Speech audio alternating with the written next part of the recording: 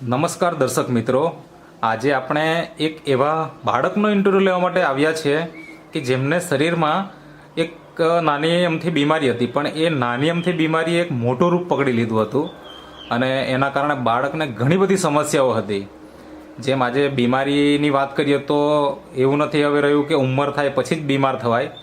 નાની નાની ઉંમરમાં પણ આજે ઘણી બધી બીમારીઓ આજે આવી જાય છે. તો એ બીમારી શું હતી અને એમાં શું શું તકલીફો થતી અને એમાં એમને કેવું પરિણામ મળ્યું, અત્યારે કેટલું સાજું છે, એ આપણે એમના પરિચય સાથે આપણે જાણીશું. તો સૌપ્રથમ તમારો પરિચય આપજો. શું નામ છે તમારું? તમારું નામ? હા, માર્થાબેન રાકેશભાઈ ગામિત. માર્થા રાકેશભાઈ ગામિત. ઓકે. અને એમનું નામ? તમારું નામ? ગામિત વિદ્યેશ શૈલેષભાઈ. ઓકે. અને આપણું ગામ કયું? ધમોડી. ધમોડી વડફળિયું. એટલે આ તાલુકો કયો કહેવાય? તાલુકો સોનગઢ. અને જિલ્લો તાપી. બરાબર. તો મને એ જણાવો કે આ બાળક અત્યારે કયા ધોરણમાં ભણે? અત્યારે 11મા ધોરણમાં. એટલે કે ઉંમર લગભગ 16 વર્ષની ખરી, બરાબર ને?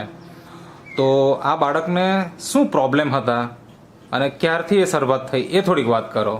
તમે એમના કોણ થાવ? પહેલા તો એ પરિચય આપો. એમના કાકી થાવ. તમે એમના કાકી થાવ. ઓકે. જેઠનો છોકરો. ઓકે. એમને શું પ્રોબ્લેમ હતો? એમને પહેલા તો ખંજવાળ આવતી હતી. હા. એ ખંજવાળ આવી પછી ખંજવાળ મતલબ કેટલા વર્ષ પહેલાની વાત? એ 2 વર્ષ પહેલાની. 2 વર્ષ પહેલાની વાત છે, જ્યારે એને એક ખંજવાળ આવતી હતી. બરાબર. તો શરીરમાં મતલબ અમુક ભાગમાં જ થતી કે આખા શરીરે ખંજવાળ આવતી?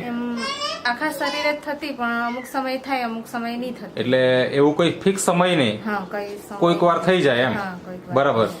એટલે આવું થયા પછી તમે કોઈ જગ્યાએ ટ્રીટમેન્ટ ચાલુ કરી કે કેવું એમ? હા, એ ટ્રીટમેન્ટ ચાલુ કરી અમે. પછી ત્યાં શું કહેવામાં આવ્યું? તે સારું થઈ જશે એવું કીધું એ લોકોએ. ઓકે. મેડિસિન આપી, લગાવવાની દવા આપી, પછી ટેબ્લેટ આપી પીવા હારું, પણ એનાથી કઈ ફેર નહીં પડ્યો. ઓકે.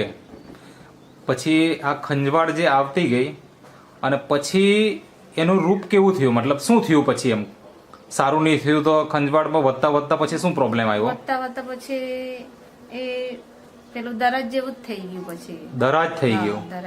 તો શરૂઆત ક્યાંથી થયેલી? મતલબ દરાજની શરૂઆત આખા શરીરે હતી કે અમુક ભાગમાં પેલા થઈ? કેવી રીતના? આખા શરીરે નહીં હતી, ગળામાં હતી પહેલા. ગળામાં એટલે કયા ભાગમાં? થોડુંક મને અંદાજ આપજો ને. હા, એટલે પાછળ ગરદન ઉપર. ઓકે. પછી ત્યાંથી પછી પેટ પર થઈ. એ કેટલા સમયમાં થયો ગરદન ઉપરથી પેટ ઉપર? એ 2-3 દિવસમાં જેવું પાછું પેટ પર થઈ ગયું. અચ્છા. અને પછી આખા શરીરમાં હતી કે અલગ અલગ જગ્યાએ ક્યાં ક્યાં થઈ? આખા શરીરે નહીં હતી, પેટ પરથી પછી પગ પર આવી. ઓકે. એટલે પેલા ગરદન ઉપર હતું, પછી પેટ ઉપર અને પછી પગમાં. આવા રીતના મતલબ એને દરાજ ટાઈપનું થઈ ગયેલું હતું. એટલે ખંજવાળ થાય તો કેવું કેવું થતું? એમ શું શું પ્રોબ્લેમ થતા એમાં? ખંજવાળ થાય તો ચચરે ને લાલ લાલ થઈ જતું હતું અંદર. ઓકે. એટલે બહારથી ચામડી ઉપર એકદમ લાલાશ થઈ જતું. હા, લાલ થઈ. ઓકે. અને દરાજ પડે તો કેવું એકદમ લોહી નીકળવાનું હોય એ ટાઈપનું થઈ જાય, એવું થતું હતું? હા, એવું થઈ જાય. બરાબર. હવે જ્યારે આવું થાય તો માતા પિતા અથવા તો આપણા હવે આ તમારો ભત્રીજો થાય, બરાબર ને? તો સ્વાભાવિક છે કે ચિંતા થાય ને એના હિસાબ આપણે સારવાર પણ કરાવીએ. તો ત્યારે તમે પછી કોઈ જગ્યાએ સારવાર કરાવી? હા, કરાવી ને ત્યારે. અચ્છા. પછી શું થતું એમાં? એ દવા લગાવી પણ એનાથી કઈ ફેર નહીં પડ્યો. કેટલા સમય ઉપચાર કરેલો હશે? 3-1 મહિના જેવું કર્યું. ઓકે. પછી મતલબ એક જ જગ્યાએ બતાવ્યું કે અલગ અલગ જગ્યાએ ઘણી જગ્યાએ બતાવ્યું? 3 મહિના એ હોસ્પિટલમાં બતાવ્યું. પછી અહીંયા અમારું નજીક પડે, અહીંયા આ મંડળ એમ કે ફાધર વાળાનું ચાલે, સ્કિન નું જ બધું ચાલે દવાખાનું. ત્યાં ગયા અમે, ત્યાં 3 વખત બતાવ્યું અમે. સારું થઈ જશે એમ કરીને લોકો દવા આપતા હતા લગાવવાની, પણ એમનાથી કઈ ફેર નહીં પડ્યો. ઓકે. એટલે જે ખંજવાળ આવતી એ ઓછી થઈ ગઈ કે વધવા લાગી? ના, એ વધવા લાગ્યું ને અંદર બધું ફૂલ્લી થઈ ગઈ પછી. ઓહો. દરાજમાં અંદર. બરાબર. એટલે ચાંદુ પડવાનું હોય એ ટાઈપનું એવું થઈ ગયું. ઓકે. હવે સ્વાભાવિક છે કે આવું જયારે આપણને થાય તો આપણને વધારે ચિંતા સતાવે, બરાબર ને? તો બાળક એટલે પછી અમે ઇમરાનભાઈને બતાવ્યું. ઓકે. એમને વાત કરી તો એ આવ્યા હતા અહીંયા, એટલે એમને બતાવ્યું તો વાંધો નહીં, દવા આપણે ચાલુ કરીશું ને સારું થઈ જાય એવું ઓકે, કીધું એમણે. એટલે અહીંયા જે બેસેલા છે આ ઇમરાનભાઈ, હા એમનો તમારો સંપર્ક થયો હા અને એમને તમે વાત કરી એટલે એમણે કીધું કે ભાઈ આ વસ્તુ મતલબ કઈ વસ્તુ વાપરી પહેલા તો એ જણાવો. પહેલા તો આ જે અહીંયા રાખી છે હા એ જ વાપરી. આ બધી વસ્તુ તમે વાપરી ને, હા જેમાં અહીંયા બતાવે છે કે નેચરામોર ઓરિજિનલ છે, પછી આ મલ્ટીવિટામિન સોરી બ્લડ ડિટોક્સ છે, પછી આ ફેબ્રિક વોશ છે, ઇઝી ડેટોક્સ છે, ન્યુટ્રી લીવર છે, બરાબર ને? હા અને બીજું એની સાથે નાહવા માટે કંઈક વાપર્યું ખરું? સાબુ? સાબુ આપ્યો હતો. ઓકે, એટલે આટલી વસ્તુ તમે વાપરી નિયમિત, તો કેટલા દિવસ પછી રાહત થવાની શરૂઆત થઈ ગઈ? એ તો 15 દિવસમાં જ અમને ફેર પડવા લાગ્યો એને. અચ્છા, એટલે આ વાપરવાનું ચાલુ કર્યું અને 15 દિવસ પછી તમને ખબર પડવા લાગી કે હવે ધીરે ધીરે ઓછું થતું ગયું. હવે સંપૂર્ણ સારું કેટલો સમય થયો? મતલબ સંપૂર્ણ સારું થઈ ગયું કેટલો સમય થયો હશે? અમે 2 મહિના તો દવા લીધી જા, સારું થવા લાગ્યું એટલે પછી પાછી 1 મહિનો અમે પાછી લીધી. એટલે ટોટલ 3 મહિના વાપરી? 3 મહિના વાપરી. અચ્છા, હવે આ અત્યારે વાપરો છો કે નથી વાપરતા? ના, અત્યારે બંધ કરી. કેટલો સમય થયો અને છોડી દીધી? ખાસો ટાઈમ થઈ ગયો. અંદાજે 1 મહિનો, 2 મહિના, 3 મહિના, 5 મહિના? 4-5 મહિના તો થઈ ગયા. 5 મહિના થઈ ગયા. અને 5 મહિનાથી તમે કોઈ પણ નેટસફની પ્રોડક્ટ પણ નથી વાપરતા અને અત્યારે જે તમે ખાઓ છો એ જ બધો ખોરાક એ ખાય છે? બધું જ ખાય છે. કોઈ મતલબ પરેજી નથી? ના. અને અત્યારે હાલમાં જ્યારે બાળકના તકલીફ હતી ત્યારે ભણવામાં કેવું હતું અને અત્યારે મતલબ કેવું છે, તફાવત શું દેખાય એમ? તફાવત તો દેખાય છે, હમણાં સારું છે. અચ્છા, હા. ત્યારે મતલબ ખંજવાળ ને એવું આવતું ત્યારે ભણવામાં કેવું ખંજવાળ ને હતું? એવું આવતું હતું, કોઈ દિવસ વધારે ખંજવાળ આવે ત્યારે નહીં જતો હતો ઘરે રહી ત્યારે. અચ્છા, એટલે રજા પણ પડતી? હા, રજા પણ પડતી હતી ત્યારે. અત્યારે હવે નિયમિત જાય છે? હા, ને પેલું પેટ પર કે નહીં એટલે કપડાથી બધું ઘસાય એટલે નહીં જતો હતો ત્યારે. બરાબર, વધારે. એટલે એનાથી કપડાં પણ ખરાબ થઈ જતા એવું?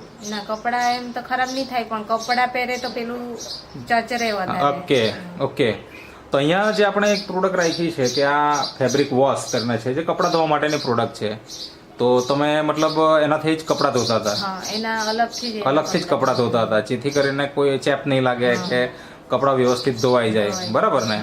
તો દર્શક મિત્રો તમે જોઈ શકો છો કે આજે આ એમની ઉંમર 16 વર્ષની આસપાસ છે, 11મું ધોરણ ભણે છે અને આજથી 2 વર્ષ પહેલા જે બીમારીની શરૂઆત થઈ હતી, તો 2 વર્ષ કેવી રીતના સહન કર્યો છે. આપણને એક નાનું અમથું મચ્છર કરડે તો પણ આપણને ખંજવાળ આવે તો કેવું થાય, તો એમને તો ખરેખર આ પ્રોબ્લેમ જ બહુ સિરિયસ હતો અને એના કારણે ભણવામાં પણ અસર થતી, રજાઓ પડતી. પણ આજે એ જ બાળક આજે વ્યવસ્થિત થઈ ગયો છે અને કોઈ તકલીફ નથી. અને એમણે કીધું એ પ્રમાણે લગભગ 4-5 મહિના થઈ ગયા છે અને કોઈ નેટસફની પ્રોડક્ટ પણ નથી વાપરતા. 3 મહિના વાપરી અને એકદમ સુંદર રિઝલ્ટ મળી ગયું છે. તો શું કેવું છે ભાઈ તારે, આ વસ્તુ સારી કે કેવી? હે, તું ખુશ છે ને? પહેલા કેવું થતું હતું શરીરમાં? ખંજવાળ આવે તો ચચરતો તું? અચ્છા, ભણવાની મજા આવતી કે નહીં મજા આવતી? નહીં. હવે રમવાની મજા આવે કે નહીં? હવે નહીં જાય? પહેલા? અચ્છા, હવે ભણવાનું જ એવું? બરાબર. શું બનવાનું ભણીને?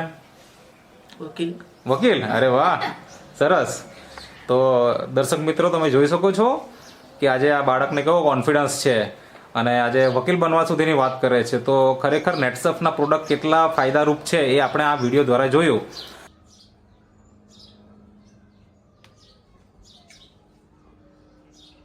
બીજું પાછળ હતું કે?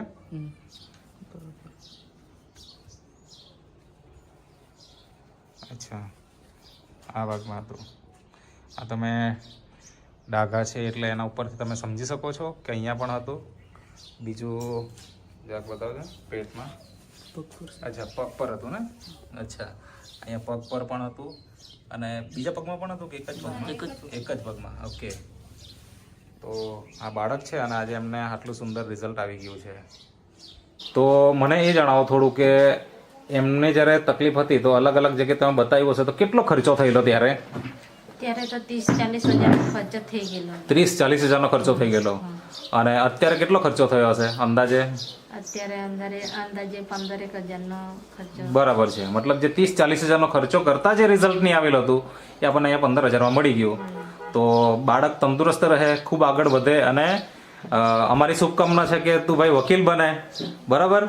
આવનાર સમયમાં અમને પણ મદદરૂપ થાય, કોઈ કામમાં અમને જરૂર પડી જાય તો, બરાબર. એવી શુભેચ્છા સાથે આપણે આજનો ઇન્ટરવ્યૂ અહીંયા પૂરો કરીએ છીએ. Thank you.